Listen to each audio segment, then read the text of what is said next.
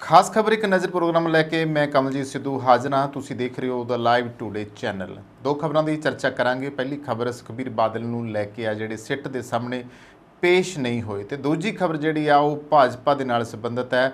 ਪੰਜਾਬ ਦੇ ਵਾਸਤੇ ਕੋਈ ਨਵਾਂ ਪਲਾਨ ਉਲੀਕ ਰਹੀ ਹੈ ਭਾਜਪਾ ਆਉਣ ਵਾਲੇ ਦਿਨਾਂ ਦੇ ਵਿੱਚ, ਤੇ ਚਰਚਾ ਕਰਦੇ ਹਾਂ ਪਹਿਲੀ ਖਬਰ ਦੇ ਬਾਰੇ। ਸੁਖਬੀਰ ਬਾਦਲ ਨੇ ਸਿੱਟ ਦੇ ਸਾਹਮਣੇ ਪੇਸ਼ ਹੋਣਾ ਸੀਗਾ।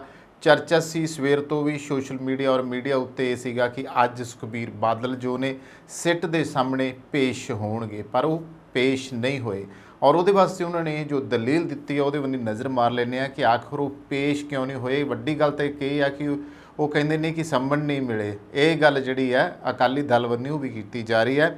ਤਾਂ ਕੋਟਕਪੂਰਾ ਗੋਲੀकांड ਮਾਮਲੇ ਵਿੱਚ ਸ਼੍ਰੋਮਣੀ ਅਕਾਲੀ ਦਲ ਦੇ ਅਜੇ ਤੱਕ ਸੰਮਣ ਨਾ ਮਿਲਣ ਦੇ ਦਾਅਵੇ ਉੱਤੇ ਸਿੱਟ ਨੇ ਜਵਾਬ ਅੱਗੋਂ ਕੀ ਦਿੱਤਾ ਆ ਕਿ ਉਹ ਪੇਸ਼ ਨਹੀਂ ਹੋਏ। ਸਿੱਟ ਨੇ ਕਿਹਾ ਸੀਗਾ ਕਿ ਪੁਲਿਸ ਅਧਿਕਾਰੀ ਖੁਦ ਸੰਮਣ ਲੈ ਕੇ ਸੁਖਬੀਰ ਬਾਦਲ ਦੇ ਘਰ ਗਏ ਸੀ। ਪੁਲਿਸ ਅਧਿਕਾਰੀਆਂ ਨੂੰ ਇਹ ਕਹਿ ਕੇ ਵਾਪਸ ਭੇਜ ਦਿੱਤਾ ਗਿਆ ਕਿ ਸੁਖਬੀਰ ਬਾਦਲ ਵਿਦੇਸ਼ ਗਏ ਨੇ। ਇੰਨਾ ਹੀ ਨਹੀਂ, ਉਹਨਾਂ ਨੂੰ 2 ਵਾਰ ਕੋਰੇ ਰਾਹੀਂ ਵੀ ਸੰਮਣ ਜਿਹੜੇ ਨੇ ਉਹ ਭੇਜੇ ਗਏ ਨੇ, ਤੇ ਦੋਨੋਂ ਵਾਰ ਸੰਮਣ ਲੈਣ ਤੋਂ ਇਨਕਾਰ ਕਰ ਦਿੱਤਾ ਗਿਆ।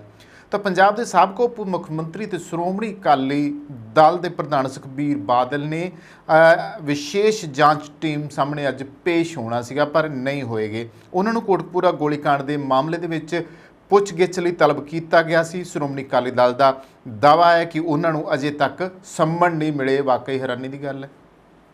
ਵੈਸੇ ਇੱਕ ਗੱਲ ਜੇ ਇੱਥੇ ਕੀਤੀ ਜਾਵੇ ਤਾਂ ਉਹ ਹੁੰਦਾ ਇਹੀ ਹੈ ਕਿ ਜਿਨ੍ਹਾਂ ਨੇ ਸੰਮਣ ਨਾ ਲੈਣੇ ਹੋਣ ਨਾ, ਉਹ ਸੰਮਣ ਲੈ ਕੇ ਗਏ ਜਿਹੜਾ ਕੋਈ ਵੀ ਸ਼ਖਸ ਲੈ ਕੇ ਜਾਂਦਾ ਆ ਕੋਰਟ ਵੱਲੋਂ ਸੰਮਣ ਲੈ ਕੇ ਜਾਂਦਾ ਆ, ਤੇ ਜਾਂ ਤਾਂ ਉਹਨੂੰ ਆਮ ਅਸੀਂ ਪਿੰਡਾਂ 'ਚ ਦੇਖਦੇ ਸੀਗੇ ਤੇ ਕਿ ਉਹਨੂੰ ਟਰਕਾ ਦਿੱਤਾ ਜਾਂਦਾ ਸੀਗਾ ਜਾਂ ਉਹਨੂੰ 4 ਛਿੱਲੜ ਦੇ ਦਿੱਤੇ ਜਾਂਦੇ ਸੀਗੇ। ਹੁਣ ਇਹ ਨਹੀਂ ਪਤਾ ਕਿ ਇਸ ਮਾਮਲੇ ਦੇ ਵਿੱਚ 4 ਛਿੱਲੜ ਲੈ ਕੇ ਚੁੱਪ ਹੋਏ ਆ, ਜਾਂ ਫਿਰ ਇਸ ਮਾਮਲੇ ਦੇ ਵਿੱਚ ਅਕਾਲੀ ਦਲ ਦਾ ਜੋ ਦਾਅਵਾ ਆ ਕਿ ਸਾਨੂੰ ਸੰਮਣ ਮਿਲੇ ਹੀ ਨਹੀਂ ਗਏ। ਤੇ ਜਦੋਂ ਕਿ ਸਾਰੇ ਪਾਸੇ ਮੀਡੀਆ ਦੇ ਵਿੱਚ ਇਹ ਚਰਚਾ ਛਿੜੀ ਆ ਕਿ ਸੁਖਬੀਰ ਜੀ ਅੱਜ ਸਿੱਟ ਦੇ ਸਾਹਮਣੇ ਪੇਸ਼ ਹੋਣਗੇ ਕੋਟਕਪੂਰਾ ਗੋਲੀकांड ਵਾਲੇ ਮਾਮਲੇ ਦੇ ਵਿੱਚ। ਹੁਣ ਅੱਗੇ ਅਜਿਹੇ 'ਚ ਸੁਖਬੀਰ ਬਾਦਲ ਦੀ ਕਹਿੰਦੇ ਮੌਜੂਦਗੀ ਦਾ ਕੋਈ ਮਤਲਬ ਨਹੀਂ ਬਣਦਾ। ਜੇ ਸੰਮਣ ਨਹੀਂ ਮਿਲੇ ਤਾਂ ਫਿਰ ਬਾਦਲ ਸਾਹਿਬ ਜੀ ਕਿਵੇਂ ਚਾਹਣਗੇ ਕੋਰਟ ਦੇ ਸਾਹਮਣੇ ਪੇਸ਼ ਹੋਣ ਦਾ, ਤਾਂ ਕੋਈ ਫਿਰ ਮਤਲਬ ਹੀ ਨਹੀਂ ਰਹਿ ਜਾਂਦਾ ਗਾ। ਤੇ ਫਿਰ ਅੱਜ ਸਿੱਟ ਦੇ ਸਾਹਮਣੇ ਪੇਸ਼ ਹੋਣ ਦਾ ਕੋਈ ਦਾਅਵਾ ਵੀ ਨਹੀਂ ਕੀਤਾ ਜਾ ਸਕਦਾ ਗਾ। ਤਾਂ ਇਸ ਤੋਂ ਪਹਿਲਾਂ ਸਿੱਟ ਨੇ ਸੂਬੇ ਦੇ ਸਾਬਕਾ ਡੀਜੀਪੀ ਸੁਮੇਧ ਸੈਣੀ ਤੋਂ ਕਹਿੰਦੇ ਪੁੱਛਤਾਛ ਕੀਤੀ ਸੀ। ਸੰਮਣ ਅਨੁਸਾਰ ਸ਼੍ਰੋਮਣੀ ਅਕਾਲੀ ਦਲ ਦੇ ਪ੍ਰਧਾਨ ਸੁਖਬੀਰ ਸਿੰਘ ਬਾਦਲ ਨੂੰ ਅੱਜ ਸਵੇਰੇ 10:30 ਵਜੇ ਸੈਕਟਰ 32 ਸਥਿਤ ਪੰਜਾਬ ਪੁਲਿਸ ਹੈੱਡਕੁਆਟਰ ਵਿਖੇ ਪੇਸ਼ ਹੋਣਾ ਸੀ। ਔਰ ਅਕਤੂਬਰ 2015 ਦੇ ਵਿੱਚ ਫਰੀਦਕੋਟ ਦੇ ਵਿੱਚ ਸ੍ਰੀ ਗੁਰੂ ਗ੍ਰੰਥ ਸਾਹਿਬ ਜੀ ਦੇ ਅੰਗ ਖਿਲਰੇ ਪਏ ਮਿਲੇ ਸਨ, ਜਿਸ ਤੋਂ ਬਾਅਦ ਸਿੱਖਾਂ ਨੇ ਵਿਰੋਧ ਕੀਤਾ ਸੀਗਾ। ਕੋਟਕਪੂਰਾ ਗੋਲੀकांड ਸਾਲ 2015 ਦੇ ਵਿੱਚ ਹੁੰਦਾ ਆ, ਔਰ ਬਹੁਤ ਕਹਿ ਸਕਦੇ ਹਾਂ ਕਿ ਸਿੱਖ ਕੌਮ ਲਈ ਇਹ ਤਕਲੀਫ ਦੇ ਕਾਂਡ ਸੀ, ਜਿਹਦੇ ਵਿੱਚ ਸ਼ਾਂਤਮਈ ਸਿੱਖਾਂ ਦੇ ਉੱਤੇ ਜਿਹੜੇ ਕਿ ਮੋਰਚਾ ਲਾਈ ਬੈਠੇ ਸੀ ਉਹਨਾਂ ਦੇ ਉੱਤੇ ਗੋਲੀ ਚਲਾਉਣ ਦਾ ਹੁਕਮ ਦਿੱਤਾ। ਔਰ ਉਹ ਵੀ ਉਸ ਵੇਲੇ ਜਦੋਂ ਪੰਜਾਬ ਦੇ ਵਿੱਚ ਸ਼੍ਰੋਮਣੀ ਅਕਾਲੀ ਦਲ ਬਾਦਲ ਦੀ ਸਰਕਾਰ ਸੀ, ਔਰ ਉਹਨਾਂ ਦੇ ਹੁੰਦਿਆਂ ਜਿਹੜੀ ਪੰਥਕ ਪਾਰਟੀ ਆ, ਪੰਥਕ ਪਾਰਟੀ ਦੇ ਹੁੰਦਿਆਂ ਹੀ ਪੰਥ ਦੇ ਨਾਲ ਆ ਧੱਕਾ ਹੋਇਆ। ਇਸ ਕਰਕੇ ਉਹਦੇ ਉੱਤੇ ਸਿੱਟ ਬਣਾਈ ਗਈ ਆ ਕਿਉਂਕਿ ਇਨਸਾਫ ਮਿਲਿਆ ਨਹੀਂ ਗਾ। ਇਸ ਕਰਕੇ ਅੱਜ ਵੀ ਉੱਥੇ ਧਰਨੇ ਲੱਗ ਰਹੇ ਆ, ਅੱਜ ਵੀ ਇਨਸਾਫ ਦੀ ਗੁਹਾਰ ਲਗਾਈ ਜਾ ਰਹੀ ਆ। ਇਸੇ ਮਾਮਲੇ ਦੇ ਵਿੱਚ ਸੁਖਬੀਰ ਬਾਦਲ ਹੋਰਾਂ ਨੂੰ ਤਲਬ ਕੀਤਾ ਗਿਆ ਸੀ, ਜਿੱਥੇ ਉਹ ਗਏ ਨਹੀਂ, ਔਰ ਅਕਾਲੀ ਦਲ ਦਾ ਦਾਅਵਾ ਆ ਕਿ ਉਹਨਾਂ ਨੂੰ ਸੰਮਣ ਮਿਲੇ ਹੀ ਨਹੀਂ ਗੀ। ਔਰ ਜਦੋਂ ਇਹ ਗੋਲੀਬਾਰੀ ਹੋਈ ਸੀ ਉਸ ਸਮੇਂ ਸੁਖਬੀਰ ਬਾਦਲ ਪੰਜਾਬ ਦੇ ਉਪ ਮੁੱਖ ਮੰਤਰੀ ਸਨ ਤੇ ਉਹਨਾਂ ਕੋਲੇ ਗ੍ਰਹਿ ਵਿਭਾਗ ਵੀ ਸੀ। ਸਿੱਟ ਨੇ ਉਹਨਾਂ ਤੋਂ ਪੁੱਛਣਾ ਚਾਹੁੰਦੀ ਸੀ ਕਿ ਸਿੱਖਾਂ ਉੱਤੇ ਗੋਲੀ ਚਲਾਉਣ ਦੇ ਹੁਕਮ ਕਿਸ ਨੇ ਦਿੱਤੇ ਸਨ।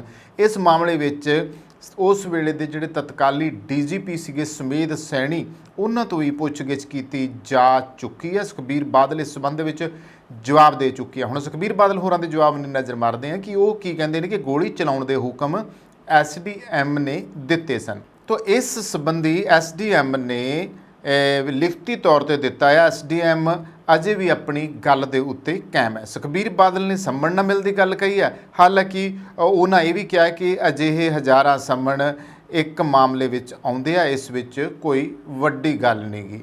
ਹੁਣ ਸੁਖਬੀਰ ਬਾਦਲ ਹੋਣਾ ਦੇ ਕੱਲ੍ਹ ਦੇ ਬਿਆਨ ਦੇ ਉੱਤੇ ਆ ਜਾਂਦੇ ਆ। ਸੁਖਬੀਰ ਬਾਦਲ ਕੱਲ੍ਹ ਇਹ ਗੱਲ ਕਰ ਰਹੇ ਸੀਗੇ ਕਿ ਕੋਈ ਵੱਡੀ ਗੱਲ ਨਹੀਂ, ਕਿਸੇ ਜਗ੍ਹਾ ਉਹ ਲੈਕਚਰ ਕਰ ਰਹੇ ਸੀਗੇ ਤੇ ਉਹ ਕਹਿੰਦੇ ਕੋਈ ਵੱਡੀ ਗੱਲ ਨਹੀਂ, ਸੰਮਣ ਆਉਂਦੇ ਰਹਿੰਦੇ ਆ। ਸੰਮਣ ਆਉਣ ਦਾ ਮਤਲਬ ਇਹ ਨਹੀਂ ਹੁੰਦਾ, ਹੁਣ ਜਿਵੇਂ ਤੇ ਕਿਹਾ ਵੀ ਹਜ਼ਾਰਾਂ ਸੰਮਣ ਆਉਂਦੇ ਰਹਿੰਦੇ, ਵੀ ਸੰਮਣ ਆਉਣ ਦਾ ਮਤਲਬ ਇਹ ਨਹੀਂ ਹੁੰਦਾ कि कोई दोषी है। ये तो एक आम तौर पर जी सरसरी जी कोई पुछताछ है वो करनी है। हैरानी इस गल की है कि एक वड्डा मामला आ पंजाब दे विच 2015 तो लैके अज तक यह 7वां वरा जांदा पिया और इन्ने वरियां दे विच हाले तक इंसाफ नहीं मिल सकिया। पंजाब दीआं सरकारां दे कोलों ਉਹ ਜਿਹੜੇ ਇਨਸਾਫ ਮੋਰਚੇ ਵਾਲੇ ਆ ਉਹ ਇਨਸਾਫ ਮੰਗਣ ਦੀ ਤਾਕ ਦੇ ਵਿੱਚ ਅੱਜ ਵੀ ਧਰਨਿਆਂ ਤੇ ਬੈਠੇ ਆ, ਜਿਨ੍ਹਾਂ ਦੇ ਇਹਦੇ ਵਿੱਚ ਸ਼ਹੀਦ ਹੋ ਗਏ ਨੇ, ਪਰਿਵਾਰਕ ਮੈਂਬਰ ਜਿਨ੍ਹਾਂ ਦੇ ਜ਼ਖਮੀ ਹੋਏ ਨੇ, ਜਿਨ੍ਹਾਂ ਦੇ ਹਿਰਦੇ ਬਲੂੰਦਰੇ ਗਏ ਨੇ। ਸਿੱਖ ਕੌਮ ਦਾ ਜਿਹੜਾ ਹਿਰਦਾ ਬਲੂੰਦਰਿਆ ਗਿਆ ਕਿ ਐਡੀ ਵੱਡੀ ਬੇਅਦਬੀ ਕਾਂਡ ਹੋਏ ਆ, ਉਸ ਤੋਂ ਬਾਅਦ ਹੀ ਇਹ ਮੋਰਚਾ ਜਿਹੜਾ ਸੀ ਆਪਣੇ ਗੁਰੂ ਸਾਹਿਬ ਦੀ ਆਣ ਬਾਣ ਸ਼ਾਨ ਦੇ ਲਈ ਉਹਨਾਂ ਨੂੰ ਲਗਾਇਆ ਗਿਆ ਸੀ, ਪਰ ਇਸ ਦੇ ਵਿੱਚ ਇਨਸਾਫ ਨਾ ਮਿਲਣ ਦੀ ਵਜ੍ਹਾ ਕਰਕੇ ਤਾਂ ਐਡੀ ਵੱਡੀ ਗੱਲ ਹੋਈ ਆ। ਔਰ ਪਰ ਬਾਦਲ ਸਾਹਿਬ ਕਹਿ ਰਹੇ ਆ ਜੀ ਇਸ ਮਾਮਲੇ ਵਿੱਚ ਜਿਹੜੇ ਸੰਮਣ ਉਹ ਪ੍ਰਾਪਤੀ ਨਹੀਂ ਹੋਏ। ਅਕਾਲੀ ਦਲ ਵੀ ਇਹ ਦਾਅਵੇ ਕਰਦਾ ਪਿਆ ਔਰ ਸੁਖਬੀਰ ਜੀ ਕਹਿੰਦੇ ਆ ਕਿ ਕੋਈ ਨਹੀਂ, ਇਹੋ ਜਿਹੇ ਹਜ਼ਾਰਾਂ ਸੰਮਣ ਆਉਂਦੇ ਜਾਂਦੇ ਰਹਿੰਦੇ ਆ।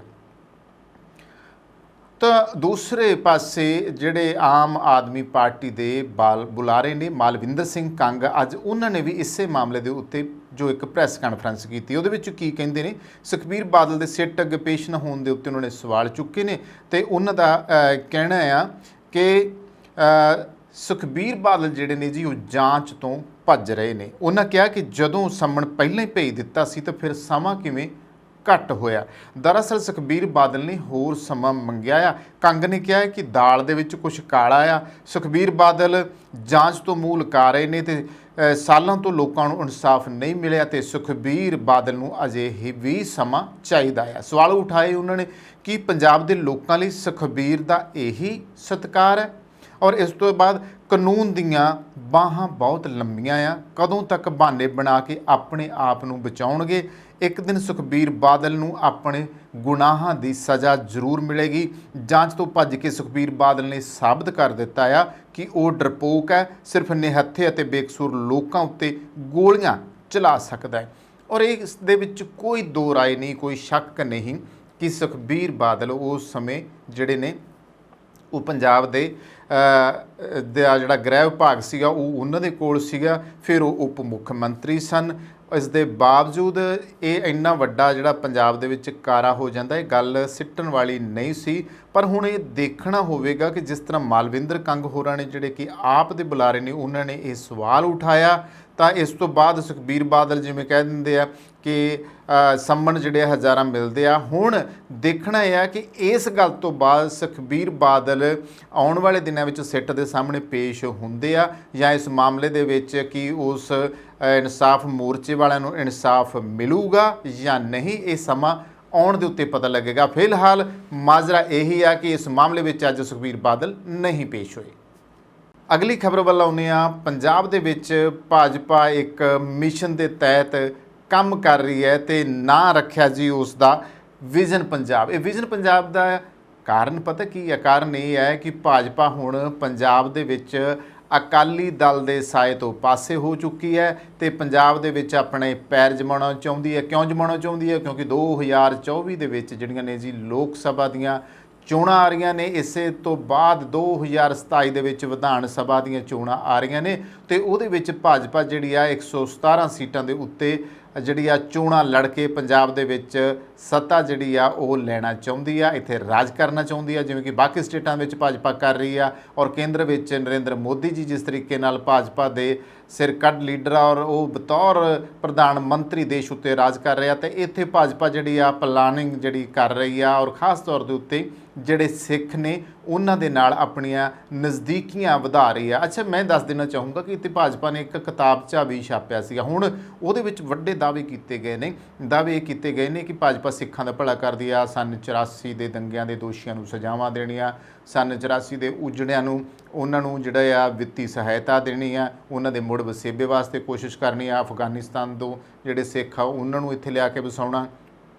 ਇਸ ਤੋਂ ਇਲਾਵਾ ਕਰਤਾਰਪੁਰ ਸਾਹਿਬ ਦੇ ਲਾਂਘਾ ਖੋਲ੍ਹਣ ਦੀ ਗੱਲ ਆਉਂਦੀ ਪਈ ਆ। ਇਸ ਤੋਂ ਇਲਾਵਾ ਕਾਫੀ ਸਾਰੇ ਮੁੱਦੇ ਨੇ, ਖਾਸ ਤੌਰ ਦੇ ਉੱਤੇ ਜਿਸ ਤਰੀਕੇ ਨਾਲ ਸਿੱਖ ਕਤਲੇਆਮ ਹੋਇਆ ਉਸ ਮਾਮਲੇ ਦੇ ਵਿੱਚ ਔਰ ਇਸ ਤੋਂ ਬਾਅਦ ਜਿਹੜੀਆਂ ਸ਼ਤਾਬਦੀਆਂ ਬਣਾਈਆਂ ਗਈਆਂ ਉਹਨਾਂ ਦੀ ਗੱਲ ਕਰਦੇ ਆ, ਚਾਹੇ ਉਹ ਗੁਰੂ ਨਾਨਕ ਦੇਵ ਜੀ ਦਾ 550 ਸਾਲਾ ਹੋਵੇ ਉਹਦੀ ਗੱਲ ਕਰ ਲੈਂਦੇ ਆ, ਚਾਹੇ ਉਹ ਗੁਰੂ ਤੇਗ ਬਹਾਦਰ ਜੀ ਦਾ 400 ਸਾਲਾ ਸਥਾਪਨਾ 400 ਸਾਲਾ ਜਿਹੜਾ ਦਿਵਸ ਹੋਵੇ ਉਹਦੇ ਤੇ ਚਰਚਾ ਕਰ ਲੈਣੇ। ਜਾਣੀ ਕਿ ਕਿਤਾਬਚਾ ਇੱਕ ਛਾਪ ਕੇ ਉਹਦੇ ਵਿੱਚ ਗੱਲ ਕੀਤੀ ਔਰ ਹੁਣ ਜਦੋਂ ਪ੍ਰਧਾਨ ਮੰਤਰੀ ਇਹਨਾਂ ਦਿਨਾਂ ਦੇ ਵਿੱਚ ਡਾਕਟਰ ਹੋਮੀ ਭਾਂਬਾ ਜਿਹੜਾ ਹਸਪਤਾਲ ਇੱਥੇ उसका उद्घाटन ਕਰਨ ਆਏ ਸੀਗੇ ਮੋਹਾਲੀ ਚੰਡੀਗੜ੍ਹ ਦੇ ਵਿੱਚ, ਤੇ ਉਸ ਦਿਨ ਵੀ ਉਹਨਾਂ ਨੇ ਕੁਝ ਸਿੱਖਾਂ ਦੇ ਵਫਦ ਦੇ ਨਾਲ ਮੀਟਿੰਗ ਕੀਤੀ ਆ ਜਿਸ ਦੇ ਵਿੱਚ ਕਾਫੀ ਜੋ ਆ ਇਹ ਗੱਲ ਉੱਭਰ ਕੇ ਸਾਹਮਣੇ ਆਈ ਆ ਕਿ ਭਾਜਪਾ ਦੀਆਂ ਸਿੱਖਾਂ ਦੇ ਨਾਲ ਨਜ਼ਦੀਕੀਆਂ ਹੁਣ ਵੱਧ ਰਹੀਆਂ ਤੇ ਇਹ ਨਜ਼ਦੀਕੀਆਂ ਜਿਹੜੀਆਂ ਨੇ ਵੱਧ ਰਹੀਆਂ ਨੇ। ਹੁਣ ਭਾਜਪਾ ਜਿਹੜੀ ਆ ਉਹ ਇਸ ਐਕਸ਼ਨ ਦੇ ਵਿੱਚ ਹੈਗੀ ਆ ਔਰ 2027 ਦੀਆਂ ਵਿਧਾਨ ਸਭਾ ਚੋਣਾਂ ਜਿਹੜੀਆਂ ਨੇ ਉਹਨਾਂ ਦੇ ਟੀਚੇ ਤੇ ਆ, ਇਸ ਲਈ ਜ਼ਮੀਨੀ ਪੱਧਰ ਤੇ ਕੰਮ ਚੱਲ ਰਿਹਾ। ਭਾਜਪਾ ਨੇ ਆਪਣੇ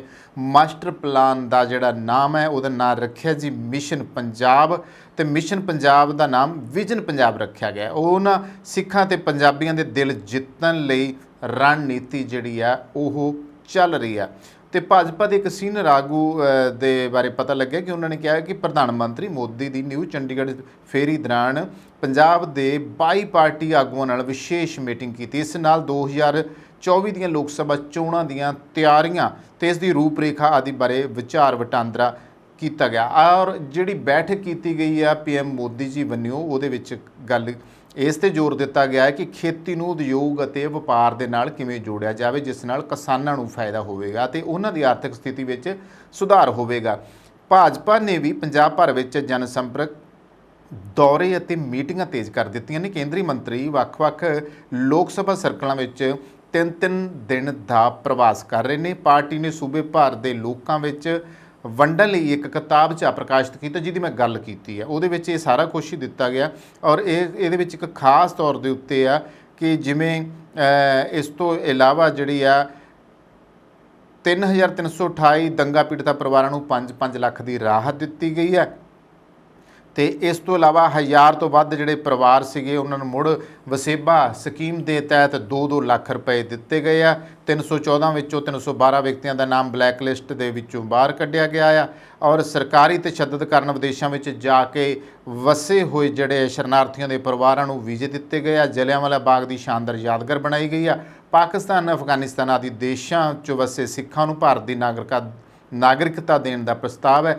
ਜੰਮੂ ਕਸ਼ਮੀਰ ਦੇ ਸਿੱਖਾਂ ਦੇ ਅਧਿਕਾਰਾਂ ਨੂੰ ਯਕੀਨੀ ਬਣਾਉਣਾ, ਟੈਕਸ ਮੁਕਤ ਲੰਗਰ, ਦਰਬਾਰ ਸਾਹਿਬ ਅੰਮ੍ਰਿਤਸਰ ਲਈ FCR ਦੇ ਰਜਿਸਟ੍ਰੇਸ਼ਨ ਦਾ ਵਿਸ਼ੇਸ਼ ਜ਼ਿਕਰ ਕੀਤਾ ਗਿਆ ਆ। ਤਾਂ ਕੁੱਲ ਮਿਲਾ ਕੇ ਇੱਕ ਗੱਲ ਸਾਫ਼ ਜ਼ਾਹਰ ਹੈ ਕਿ ਭਾਜਪਾ ਆਗਾਮੀ ਜਿਹੜੀਆਂ ਚੋਣਾਂ ਨੇ ਉਹ ਲੜਨੀਆਂ ਚਾਹੁੰਦੀ ਆ, ਇਕੱਲਿਆਂ ਦੇ ਦਮ ਦੇ ਉੱਤੇ ਚਾਹੁੰਦੀ ਆ ਕਿਉਂਕਿ ਹੁਣ ਅਕਾਲੀ ਦਲ ਉਹਨਾਂ ਦੇ ਸਾਥ ਦੇ ਵਿੱਚ ਨਹੀਂ ਰਿਹਾ। ਔਰ ਇੱਕ ਗੱਲ ਮੈਂ ਕਹਿਣੀ ਚਾਹੂੰਗਾ, ਭਾਵੇਂ ਭਾਜਪਾ ਇੱਥੇ ਜੋ ਮਰਜ਼ੀ ਕਰ ਲਵੇ, ਜੋ ਮਰਜ਼ੀ ਪਲਾਨ ਬਣਾ ਲਵੇ, ਦੇਸ਼ ਭਰ ਦੇ ਵਿੱਚ ਚਾਹੇ ਭਾਜਪਾ ਸੱਤਾ ਵਿੱਚ ਔਰ ਬਾਕੀ ਸਟੇਟਾਂ ਵਿੱਚ ਵੀ ਉਹ ਛਾ ਜਾਣਾ ਚਾਹੁੰਦੀ ਆ, ਪਰ ਹੈਰਾਨੀ ਇੱਥੇ ਇੱਕ ਗੱਲ ਦੀ ਆ ਕਿ ਜਿਸ ਤਰੀਕੇ ਨਾਲ ਕਿਸਾਨੀ ਦੀ ਹੁਣ ਮੋਦੀ ਜੀ ਆਏ ਆ ਉਹਨਾਂ ਨੇ ਇੱਥੇ ਗੱਲ ਕੀਤੀ ਹੈ ਕਿ ਜਿਵੇਂ ਮੈਂ ਖਬਰ ਪੜ੍ਹੀ ਸੀ ਕਿ ਪਾਰਟੀ ਆਗੂ ਨਾਲ ਵਿਸ਼ੇਸ਼ ਮੀਟਿੰਗ ਕੀਤੀ ਆ ਔਰ ਇਸ ਵਿਸ਼ੇਸ਼ ਮੀਟਿੰਗ ਵਿੱਚ ਉਹਨਾਂ ਨੇ ਕਿਹਾ ਕਿ ਖੇਤੀ ਨੂੰ ਉਦਯੋਗ ਅਤੇ ਵਪਾਰ ਨਾਲ ਕਿਵੇਂ ਜੋੜਿਆ ਜਾਵੇ।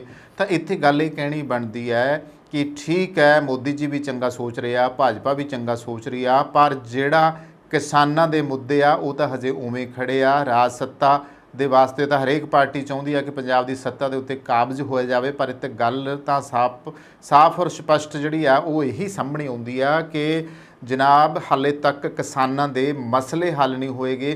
ਕਿਸਾਨ MSP ਨੂੰ ਰੋਂਦੇ ਆ, 3 ਖੇਤੀ ਕਾਨੂੰਨਾਂ ਦੇ ਬਾਰੇ ਹਜੇ ਤੱਕ ਕੋਈ ਇਨਸਾਫ ਨਹੀਂ ਮਿਲ ਸਕਿਆ। ਇਸ ਤੋਂ ਇਲਾਵਾ ਜਿਹੜੇ ਕਿਸਾਨਾਂ ਦੇ ਉੱਤੇ ਪਰਚੇ ਦਰਜ ਕੀਤੇ ਗਏ ਸੀਗੇ ਕਿਸਾਨ ਅੰਦੋਲਨ ਦੇ ਦਰਮਿਆਨ ਉਹ ਰੱਦ ਨਹੀਂ ਕੀਤੇ ਗਏ। ਲਖੀਮਪੁਰ ਖੀਰੀ ਵਾਲੇ ਮਾਮਲੇ ਦੇ ਵਿੱਚ ਇਨਸਾਫ ਨਹੀਂ ਮਿਲ ਸਕਿਆ ਔਰ ਜੰਤਰ ਮੰਤਰ ਉੱਤੇ ਕਿਸਾਨ ਧਰਨਾ ਦੇਣ ਪਹੁੰਚੇ ਹੋਏ ਆ। ਫਿਰ ਟੋਲ ਪਲਾਜ਼ਿਆਂ ਦਾ ਪੰਗਾ ਔਰ ਬਹੁਤ ਸਾਰਾ ਕੁਛ ਆ ਜਿਹੜੇ ਕਿ ਕਿਸਾਨ ਅੱਜ ਵੀ ਆਪਣੀਆਂ ਮੰਗਾਂ ਮਨਾਉਣ ਨੂੰ ਫਿਰਦੇ ਨੇ ਔਰ ਬਹੁਤਾ ਜਿਹੜਾ ਹੈਗਾ ਆ ਫਿਰ ਜਿਹੜੀਆਂ ਮਿੱਲਾਂ ਵਾਲਿਆਂ ਬੰਨੀ ਗੰਨੇ ਦੀਆਂ ਮਿੱਲਾਂ ਬੰਨੀ ਜਿਹੜਾ ਕਰੋੜਾਂ ਰੁਪਈਆ ਕਿਸਾਨਾਂ ਦਾ ਹੈਗਾ ਤੇ ਸਾਰੇ ਬਹੁਤ ਸਾਰੇ ਮਾਮਲੇ ਆ। ਇਹਨਾਂ ਮਾਮਲਿਆਂ ਕਰਕੇ ਕੀ ਲੱਗਦਾ ਆ ਕਿ ਜੋ ਸੁਪਨਾ ਭਾਜਪਾ ਨੇ ਸੋਚਿਆ ਹੋਇਆ ਆ ਉਹ ਪੂਰਾ ਹੋਵੇਗਾ? ਕਿਉਂਕਿ ਪੰਜਾਬ ਦੇ ਵਿੱਚ ਜਦੋਂ ਭਾਜਪਾ ਦੀ ਗੱਲ ਆਉਂਦੀ ਹੈ ਇਸ ਵਾਰੀ ਮੁੱਖ ਮੰਤਰੀ ਭਗਵੰਤ ਮਾਨ ਹੋਰਾਂ ਨੇ ਮੌਕਾ ਸੰਭਾਲਿਆ। ਕਿਤੇ 2022 ਦੀਆਂ ਚੋਣਾਂ 'ਚ ਜਿਵੇਂ ਮੋਦੀ ਜੀ ਦਾ ਵਿਰੋਧ ਹੋਇਆ ਸੀਗਾ, ਜੇ ਉਹ ਵਿਰੋਧ ਹੁਣ ਹੋਣਾ ਸ਼ੁਰੂ ਹੋ ਜਾਂਦਾ ਤੇ ਸ਼ਾਇਦ ਫਿਰ ਬਹੁਤ ਵੱਡਾ ਰੌਲਾ ਪੈਣਾ ਸੀ। ਇਸ ਕਰਕੇ ਭਗਵੰਤ ਮਾਨ ਸਰਕਾਰ ਪਹਿਲਾਂ ਤੋਂ ਹੀ ਮਾਮਲਾ ਜਿਹੜਾ ਸੀਗਾ ਉਹਨਾਂ ਨੇ ਬੋਝ ਕੇ ਰੱਖਿਆ ਤੇ ਜਦੋਂ ਮੋਦੀ ਜੀ ਆਏ ਉੱਥੇ ਤਾਂ ਕੋਈ ਕਾਲਾ ਕੱਪੜਾ ਪਹਿਨ ਕੇ ਵੀ ਨਹੀਂ ਜਾ ਸਕਦਾ ਸੀ, ਕੋਈ ਉੱਥੇ ਜਾ ਕੇ ਇਹੋ ਜਿਹੀ ਜਿਹੜੇ ਕੋਈ ਨਾਅਰੇ ਲਿਖੇ ਵਾਲਾ ਕੱਪੜਾ ਪਹਿਨ ਕੇ ਨਹੀਂ ਜਾ ਸਕਦਾ। ਕਿੰਨੀਆਂ ਚੀਜ਼ਾਂ ਦੇ ਉੱਤੇ ਪਾਬੰਦੀ ਲਗਾਈ ਗਈ ਸੀ। ਤਾਂ ਫਿਲਹਾਲ ਹੁਣ ਦੇਖਣਾ ਇਹ ਹੋਵੇਗਾ ਕਿ ਜਿਸ ਤਰ੍ਹਾਂ ਭਾਜਪਾ ਹੁਣ ਪੱਬਾਂ ਭਾਰ ਹੋ ਕੇ ਇਸ ਮਿਸ਼ਨ ਦੇ ਤਹਿਤ ਕੰਮ ਕਰ ਰਹੀ ਆ। ਆਉਣ ਵਾਲੇ ਸਮੇਂ ਦੇ ਵਿੱਚ ਜਿਸ ਤਰੀਕੇ ਨਾਲ ਵੱਡਾ ਸੁਪਨਾ ਸਿਰਜਿਆ ਹੋਇਆ ਵੀ ਲੋਕ ਸਭਾ ਚੋਣਾਂ ਦੇ ਵਿੱਚ ਵੀ ਜਿੱਤ ਪ੍ਰਾਪਤ ਕਰਾਂਗੇ 2024 ਦੀਆਂ, ਤੇ ਇਸੇ ਤਰ੍ਹਾਂ ਵਿਧਾਨ ਸਭਾ ਚੋਣਾਂ ਜਿਹੜੀਆਂ 2027 ਚ ਆ ਰਹੀਆਂ ਨੇ ਉਹਦੇ ਵਿੱਚ ਵੀ ਜਿੱਤ ਪ੍ਰਾਪਤ ਕੀਤੀ ਜਾਊਗੀ। ਫਿਲਹਾਲ ਹੁਣ ਦੇਖਣਾ ਹੋਵੇਗਾ ਕਿ ਭਾਜਪਾ ਦੇ ਇਹ ਸੁਪਨੇ ਸਾਕਾਰ ਹੁੰਦੇ ਆ ਜਾਂ ਨਹੀਂ। ਤਾਂ ਕਿਸ ਤਰੀਕੇ ਦਾ ਲੱਗਿਆ ਅੱਜ ਦਾ ਪ੍ਰੋਗਰਾਮ, ਇਸ ਬਾਰੇ ਜ਼ਰੂਰ ਦੱਸਣਾ। ਇੱਥੇ ਹੀ ਮੈਂ ਕਰਦਾ ਸਮਾਪਤੀ। ਧੰਨਵਾਦ।